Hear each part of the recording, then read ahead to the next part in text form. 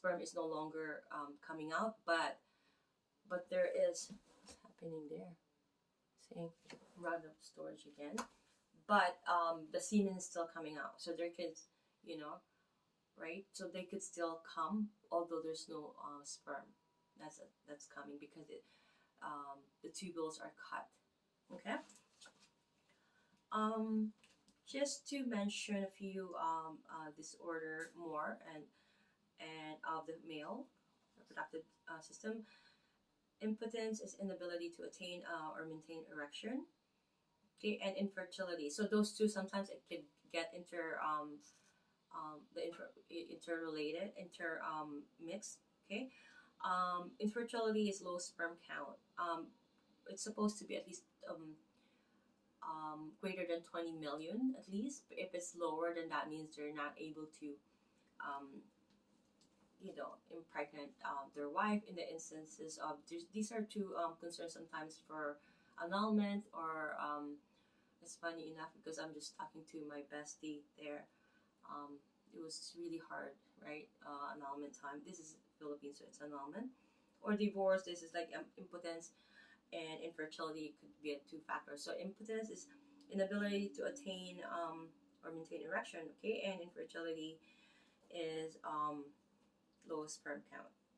Okay, so sexually transmitted diseases. These are usually like gonorrhea, syphilis, chlamydia.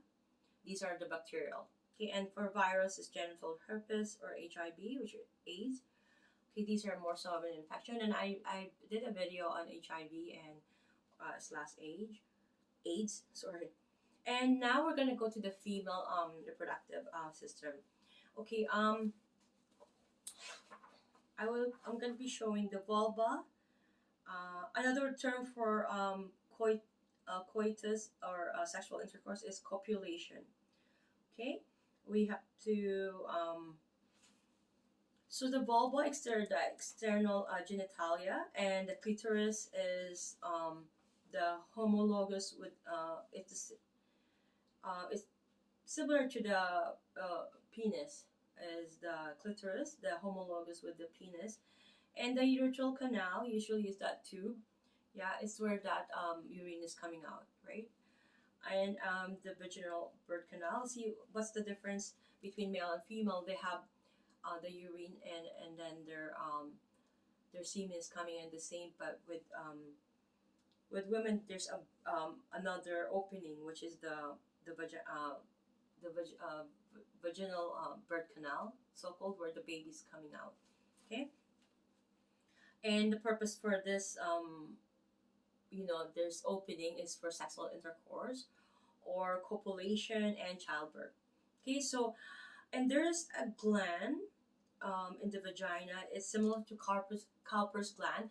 Remember, I showed you this Cowper's gland. Oh my God, 27. I have to do another, right? Okay, this one here.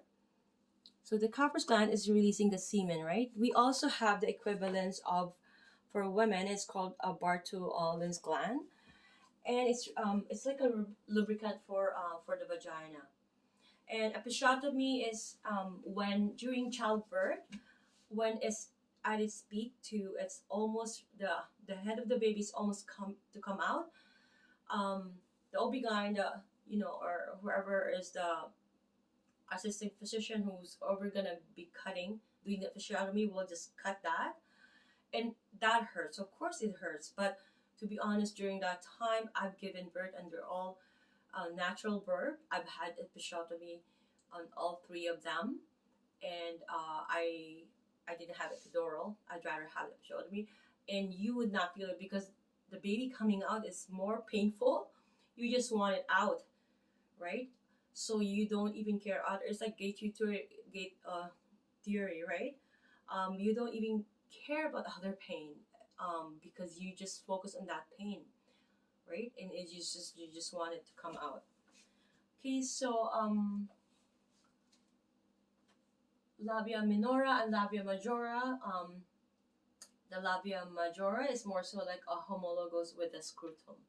So keep that in mind, okay? There's that fallopian tubes, right? this is where the ovum usually becomes fertilized. The tubal ligation usually is to prevent pregnancy. When you hear the word tubal ligation, is where the fallopian tube, that's where they will be doing the here, because what's happening is, okay, so this is the vagina, right? So this is the vagina. So the sperm or the semen of the male will come here, and it's going to travel, say perhaps there, and it will have some, not like the sperm where it has that peristaltis when, right, going to that tubules. This one here doesn't have. So it goes to the ovary, and from there it will have to go through a phase of where the follicles, right? Um, it will go in there, and it will go in there, and it will going to um, try to be fertilized. This happens, this is fertilized, right? And then it will happen, and it will go